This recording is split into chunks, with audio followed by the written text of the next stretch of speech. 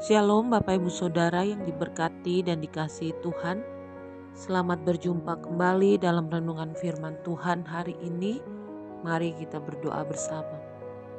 Tuhan, kami bersyukur saat ini kami masih diberi kesempatan untuk kami menjalani hari-hari kami, untuk kami berjalan bersama dengan Tuhan di setiap musim hidup kami. Berkati Tuhan agar renungan firman-Mu yang saat ini kami dengar memberikan kami kekuatan yang baru, iman yang teguh untuk mengiring Tuhan sampai akhir hidup kami. Kami serahkan pemberitaan renungan firman-Mu pagi hari ini hanya di dalam nama Tuhan Yesus kami berdoa. Haleluya. Amin. Renungan firman Tuhan hari ini, tanah Kanaan sebagai kasih karunia. Bilangan 33 ayat 53 menulis, haruslah kamu menduduki negeri itu dan diam di sana, sebab kepadamulah kuberikan negeri itu untuk diduduki. Amin. Bapak Ibu Saudara yang dikasihi Tuhan, ketika orang-orang Israel sedang berada di dataran Moab, di tepi sungai Yordan dekat Yeriko, itu artinya tinggal sedikit waktu lagi mereka akan memasuki tanah Kanaan. Kanaan adalah tempat atau lokasi yang dijanjikan Tuhan untuk diberikan kepada Abraham dan keturunannya, atau disebut tanah perjanjian. Firman-Nya menulis, kepadamu dan kepada keturunanmu akan kuberikan negeri ini yang kau diami sebagai orang asing, yakni seluruh tanah Kanaan akan kuberikan menjadi milikmu untuk selama-lamanya, dan aku akan menjadi Allah mereka. Kejadian 17 ayat 8 menulis, suatu negeri yang baik dan luas serta berlimpah-limpah susu dan madunya. Keluaran 3 ayat 8 menulis, mungkin ini adalah sukacita terbesar yang dirasakan oleh umat Israel setelah kurang lebih 40 tahun lamanya mereka harus menempuh perjalanan berputar-putar di padang gurun. Sebelum memasuki Kanaan, ada hal-hal penting yang harus diperhatikan dan dipersiapkan, sebab ada bangsa lain yang menempati Kanaan yang penduduknya adalah penyembah berhala.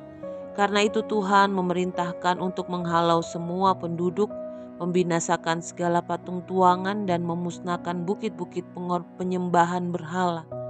Mengapa?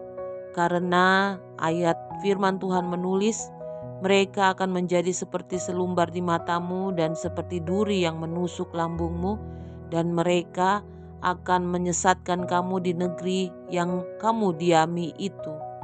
Bilangan 33 ayat 55. Artinya, bangsa yang ada di Kanaan kalau tidak ditumpas, cepat atau lambat akan membawa pengaruh negatif dan menjadi jerat bagi bangsa Israel sendiri, terutama dalam hal beribadah, sebab orang-orang di Kanaan menyembah kepada dewa-dewa atau berhala.